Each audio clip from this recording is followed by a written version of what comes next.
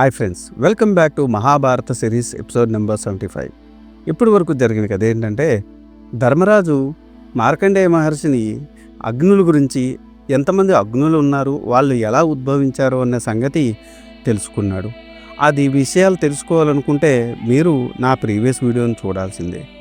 ఈ వీడియోలో కుమారస్వామి అగ్నిదేవునికి, కృత్తికలకు, మహాశివునికి ఎలా కుమారుడయ్యాడు అనే ప్రశ్నకు సమాధానంగా చెప్తుంటాడు. అదేంటో తెలుసుకోవాలనుకుంటే ఈ వీడియోని స్కిప్ చేయకుండా లాస్ట్ వరకు చూడండి. ధర్మరాజు ఇలా అన్నాడు: ఓ మహర్షి, మహాసేనుడు అనగా కుమారస్వామి అగ్నిదేవునికి, కృత్తికలకు, మహాశివునికి ఎలా కుమారుడైనాడు వివరించండి అని అడిగాడు. దానికి మార్కండేయ మహర్షి ఇలా సమాధానం చెప్పాడు: పూర్వం రాక్షసులతో యుద్ధం చేసి దేవేంద్రుడు ఓడిపోయాడు. రాక్షసులను ఎలా గెలవాలా అని దేవేంద్రుడు మానస అనే కొండ మీద కూర్చొని ఆలోచిస్తున్నాడు. ఇంతలో రక్షించండి, రక్షించండి అని ఒక స్త్రీ ఆర్తనాదం వినబడింది. దేవేంద్రుడు అది విని ఆ స్త్రీని రక్షించడానికి వెళ్ళాడు. అక్కడ కేసి అనే ఒక రాక్షసుడు ఒక స్త్రీని బలవంతంగా ఆకాశ మార్గాన ఎత్తుకుపోతున్నాడు. దేవేంద్రుడు తన వజ్రాయుధం తీసుకుని ఆ రాక్షసుని వెంబడించాడు. ఆ రాక్షసుడు తన గదను దేవేంద్రుడి మీదకి ప్రయోగించాడు. దేవేంద్రుడు తన వజ్రాయుధంతో ఆ గదను ముక్కలు చేశాడు. ఆ రాక్షసుడు ఆ కన్యను వదిలి పారిపోయాడు. దేవేంద్రుడు ఆమెను చూసి, నీవు ఎవరవు, ఈ రాక్షసుడికి ఎలా చిక్కావు అని అడిగాడు. అయ్యా, నా పేరు దేవసేన, నా అక్క పేరు దైత్యసేన. మేము అరిష్టేనిమి అనే ప్రజాపతి పుత్రికలము. మేము ఇక్కడ విహరిస్తుండగా ఈ రాక్షసుడు మా దగ్గరకు వచ్చి మమ్మల్ని తన కామచేష్టలతో వేధించసాగాడు. అవి మా సోదరి దైత్యసేనకు ఇష్టంగా ఉండేవి, కానీ నాకు ఇష్టం లేదు. అందుకని వాడు మా అక్కను తీసుకుని వెళ్ళాడు. అంతటితో ఆగక మరలా వచ్చి నన్ను బలాత్కరించాడు. ఆ సమయంలో మీరు వచ్చి రక్షించారు అని చెప్పింది. మీ తల్లి మా తల్లి దక్షిణ పుత్రికులు, అందువలన నీవు నాకు సోదరివి. నీకేం వరం కావాలో కోరుకో అని అడిగాడు దేవేంద్రుడు. దేవేంద్ర, మా తండ్రి నా చిన్నతనం నుండి నాకు మహాపరాక్రమవంతుడు, కీర్తి ప్రతిష్టల కలవాడు భర్త అవుతాడు అని చెప్పేవాడు. ఆ మాట మీరు నిజం చెయ్యండి. దేవతల చేత, రాక్షసుల చేత గెలవశక్యం కానివాడు, భయంకరమైన శత్రువులను చంపేవాడు, త్రిలోకములను రక్షించేవాడు, నాకు ఇష్టమైన వాడు, అలాంటి వాడిని నాకు భర్తగా ప్రసాదించు అని అడిగింది. ఆ మాటలు విని దేవేంద్రుడు ఈ విధంగా ఆలోచించాడు. ఈరోజు అమావాస్య, సూర్యుడు చంద్రుడు ఏకరాశిలో ఉంటారు. ఇది రౌద్ర ముహూర్తం, పైగా సూర్యోదయ సమయము. ఇప్పుడు అగ్నిదేవుడు మహారుషులు అర్పించిన హవిస్సులను తీసుకొని సూర్యమండలం ప్రవేశిస్తున్నాడు. కాబట్టి సూర్యుడు, చంద్రుడు, అగ్ని కలిసిన ఈ రౌద్రకనామ ముహూర్తములో సూర్యచంద్ర అగ్ని తేజములతో జన్మించినవాడు ఈమెకు భర్త కాగలడు అని అనుకున్నాడు.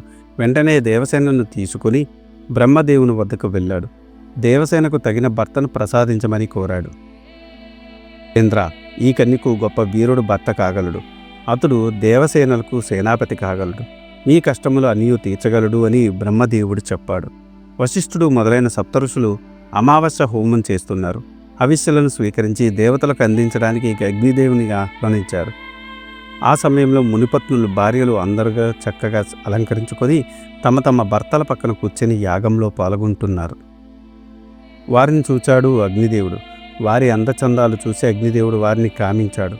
వారిని తాకాలని అనుకున్నాడు. మునిపత్నులు తమ చుట్టూ తిరుగుతున్నప్పుడు తన జ్వాలలను ప్రజ్వలింపచేసి వారిని తాకి ఆ స్పర్శ సుఖం పొందాలని ఆరాటపడుతున్నాడు. ఆ హోమం ముగిసింది. సప్తఋషుల భార్యలు వెళ్ళిపోయారు. అగ్నిదేవుడికి విరహబాధ ఎక్కువైంది. అగ్నిదేవుని భార్య స్వాహాదేవి ఇది పసిగట్టింది. తన భర్త కోరిక తీర్చడానికి సప్తఋషుల్లో ఒకరైన అంగీరసుని భార్య శివ అనే ఆమె రూపం తను ధరించి అగ్నిదేవుని దగ్గరకు వెళ్ళింది. నేను అంగీరసుని భార్య శివను. నాకు నా తోటివారైన సప్తఋషుల భార్యలకు నీ మీద వలపు ఏర్పడింది. మేము అందరము నిన్ను పొందాలని నిశ్చయించుకున్నాము. నీ మనసు తెలుసుకోవడానికి ముందుగా నన్ను పంపించారు. నాతో రతిక్రీడలో మునిగి తేలుము అని చెప్పింది. అగ్నిదేవుని ఆనందానికి అవధులు లేవు. శివరూపంలో ఉన్న భార్యతో కామసుఖాలు అనుభవించాడు. స్వాహాదేవి తన భర్త వీర్యాన్ని తనలో నింపుకుంది. ఒక గరుడు పక్షిగా మారి వాయువేగంతో శ్వేతపర్వతంకి వెళ్ళి అక్కడ రెల్లుగడ్డలో పెట్టబడిన ఒక కుండలో తన భర్త వీర్యాన్ని దాచింది. మరలా తన భర్త అగ్నిదేవుని వద్దకు వచ్చింది. మరొక ఋషి భార్య రూపంలో తన భర్తతో కామసుఖాలు అనుభవించింది.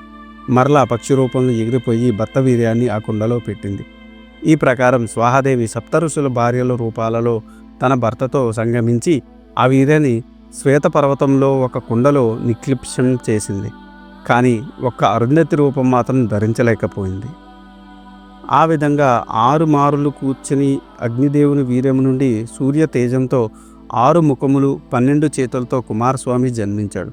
శుక్లపక్షమున పాడ్యమియందు వీర్యసేకరణ, విధియనాడు గర్భము ధరించడం, తదియనాడు దేహం ఏర్పడడం, చవితినాడు అన్ని అవయవాలు ఏర్పడడం, పంచమినాడు పూర్తి ఆకారంతో లేచి నిలబడడం, త్రిపురములను దహించినట్టి శివన విల్లుని ధరించడం జరిగింది. కుమారస్వామి ఆ విల్లుని ఎక్కుపెట్టాడు. ఆ ధ్వనికి ఐరావతము, సుప్రీతికిము అనే ఏనుగులు కుమారస్వామి మీదకు లంఘించాయి. వాటిని కుమారస్వామి తన చేతులతో అణచిపెట్టాడు. ఒక చేత్తో తనకు సహజంగా వచ్చిన ఆయుధం శక్తిని పట్టుకున్నాడు. ఒక చేత్తో వినోదంగా ఒక కోడిని పట్టుకున్నాడు. శంఖం పూరించాడు. బొటన వేలిని నోటిలో పెట్టుకొని చప్పరించాడు. 2 చేతులతో ఆకాశాన్ని చరిచాడు. ఒక్క బాణంతో క్రౌంచ పర్వతాన్ని భేదించాడు. తన శక్తి ఆయుధాన్ని ప్రయోగించి శ్వేత పర్వతాన్ని ఛేదించాడు. తన 6 ముఖాలతో సింహనాదం చేశాడు. ఆ సింహనాదానికి పర్వతాలు చలించాయి, సముద్రాలు పొంగాయి, భూమి కంపించింది. ఆ ఉత్పాతాలు భయపడి ఋషులు శాంతి హోమాలు చేశారు. అప్పుడు చైత్రరథము అనే అడవిలో ఉన్న జనం అంతా ఇది అంతా సప్తఋషుల భార్యకు అగ్నిదేవుని వలన జన్మించిన బాలుని వలన జరుగుతూ ఉంది అని ఆక్రోశించారు. ఆ అపనింద భరించలేక ఋషులు తమ భార్యలను వదిలివేశారు. కానీ కొంతమంది మాత్రం ఇందులో వారి తప్పు లేదు, అగ్నిదేవుని భార్య స్వాహాదేవి వారి రూపాలలో అగ్నిదేవునితో సంగమించిందని చెప్పుకున్నారు. వెంటనే అగ్నిదేవుని భార్య స్వాహాదేవి ఋషుల దగ్గరకు వెళ్ళి నిజం చెప్పింది. అయ్యా, ఈ బాలుడు నాకు నా భర్తకు జన్మించాడు. నీ భార్యలకు ఎలాంటి సంబంధం లేదు, వారిని విడిచిపెట్టడం న్యాయం కాదు అని చెప్పింది. కానీ ఋషులు ఇది నమ్మలేదు. తర్వాత విశ్వామిత్రుడు అనే ముని ఆ బాలకుని వద్దకు వెళ్ళి అతనికి జాతక కర్మలు అన్నీ చేశాడు.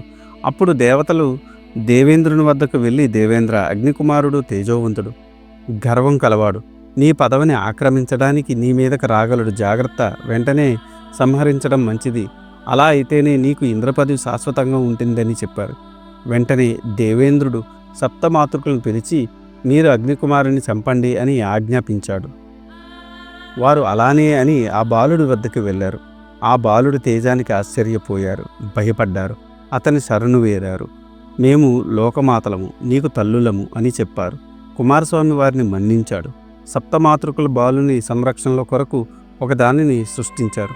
ఆమె పేరు లోహిత్యాస. అగ్నిదేవుడు కూడా తన కుమారుని వద్దకు వచ్చి అతని సంరక్షణ భారం వహించాడు. ఇది అంతా విని దేవేంద్రుడు కోపించాడు. తన సేనలతో కుమారస్వామి మీదకి యుద్ధానికి బయలుదేరాడు. కానీ కుమారస్వామి ముఖముల నుండి వెలువడ్డ అగ్నిజ్వాలకు తట్టుకోలేక దేవతలు కుమారస్వామి శరణు కోరారు. ఈ దేవేంద్రుడు కుమారస్వామి మీదకు వజ్రాయుధాన్ని ప్రయోగించాడు. అది కుమారస్వామి శరీరం కుడి భాగాన్ని తాకింది. అప్పుడు కుమారస్వామికి కుడి భాగం నుండి బంగారు రంగులో ఉన్న ఒక పురుషుడు మేషముఖంతో శక్తి ఆయుధంతో జన్మించాడు. అతడి పేరు విశాఖ. అతనితో పాటు ఎంతోమంది బాలురు బాలికలు కూడా పుట్టారు. అది అంతా చూచి దేవేంద్రుడు భయపడిపోయాడు. కుమారస్వామిని శరణు వేడాడు. దేవతలందరూ సింహనాదాలు చేస్తూ కుమారస్వామి చుట్టూ నిలిచారు. అగ్నిహోత్రుని పుత్రుడు దేవిద్యమానంగా వెలిగిపోతున్న ఈ కుమారస్వామిని చూసి లక్ష్మీదేవి సాకారమై వచ్చి అతని పక్కన నిలిచింది. 6వ దినం నాడు ఋషులందరూ కుమారస్వామిని భక్తితో ఆరాధించారు. ఓ కుమార, నీవు పుట్టిన 6 దినములకే లోకములన్నీ జయించినావు, కాబట్టి నీవు ఇంద్రపదవిని అధిష్ఠించవలసింది. ఓ షణ్ముఖ, దుష్ట శిక్షణ, శిష్ట రక్షణ, సుపరిపాలన దేవేంద్రుని కర్తవ్యము, దానికి నీవు తగినవాడవు అని దేవతలు ఋషులు అందరూ పలికారు. ఓ కుమారస్వామి, నీవు గొప్ప శౌర్యవంతుడివి, కాబట్టి నీవు దేవతలకు నాయకత్వం వహించుము అని దేవేంద్రుడు కూడా పలికాడు. దేవేంద్ర, నాకు ఈ ఇంద్రపదవి అక్కర్లేదు. ఎందుకనగా నీ తేజస్సు చూచి దేవతలు నీవే మాకు ప్రభు అని చెప్ప మరలా నీకు ఆ పదవి మీద మోహము కలగజేసిన నీకు నా మీద కోపం రావచ్చును. అప్పుడు మన మధ్య శత్రుత్వం ఏర్పడుతుంది. అది మంచిది కాదు. కాబట్టి నీవే ఈ దేవేంద్ర పదవిని తీసుకో అని అన్నాడు. దానికి దేవేంద్రుడు సంతోషించాడు. ఓ కుమార, నీవు మా దేవతా సేనలకు ఆధిపత్యము వహించవలసిందే అని కోరాడు. దానికి కుమారస్వామి సమ్మతించాడు. వెంటనే దేవతలు మహర్షులు అందరూ కలిసి జయ జయ ధ్వానాల మధ్య కుమారస్వామిని అఖిలదేవ సైన్యాధిపతిగా అభిషేకించారు. అప్పుడు మహాశివుడు సిద్ధగణాలతో సహా అక్కడకు వచ్చాడు. కుమారస్వామిని కౌగిలించుకొని అతనికి విశ్వకర్మ చేత కూర్చబడిన బంగారు పుష్పమాలికను ఇచ్చాడు. ఇక్కడ ధర్మరాజుకు ఒక సందేహం వచ్చింది. మార్కండేయ మహర్షి కుమారస్వామిని రుద్రాంశలో పుట్టినవాడు అని చెబుతారు కదా, అది ఎలా జరిగింది? ఇది ఈనాటి వీడియో. ఆ తర్వాత ఏం జరిగిందో తెలుసుకోవాలనుకుంటే మీరు నా నెక్స్ట్ వీడియో కోసం వెయిట్ చేయాల్సిందే. దానికన్నా ముందు నాదొక చిన్న రిక్వెస్ట్. నేను చేసే ఈ మహాభారత సిరీస్ వ్యాస భారతం నుండి కవిత్రయం అంటే నన్నయ్య గారు, తిక్కన గారు, ఎర్రప్రగడ గారు తెలుగులోకి అనువదించారు. అదే ఈ మహాభారతాన్ని నేను మీకు యథాతథంగా అందించాలనే సదుద్దేశంతో ఈ వీడియోలు చేస్తున్నాను. జనరేటెడ్ ఇమేజెస్తో వీడియోస్ చేయడం కొంచెం కష్టతరమైన విషయం అయినప్పటికీ మన సనాతన ధర్మంలో ఉన్న మంచిని చెప్పాలనే ఉద్దేశంతో పూర్తి కథని ఈ వీడియోల రూపంలో అందించడం జరుగుతుంది. అందుకని మీలాంటి వారి సపోర్ట్ నాకెంతో ముఖ్యం. మీరు నన్ను సపోర్ట్ చేయాలనుకుంటే జస్ట్ మీ అభిప్రాయాన్ని కమెంట్ల రూపంలో తెలియచేస్తూ, లైక్ చేస్తూ, 10 మందికి షేర్ చేస్తూ మన ధర్మాన్ని 10 మందికి అందేలా చేయాలని కోరుకుంటున్నాను. ఈ వీడియో కనుక మీకు నచ్చితే do like, share and subscribe. Thanks for watching. జై సనాతన ధర్మం.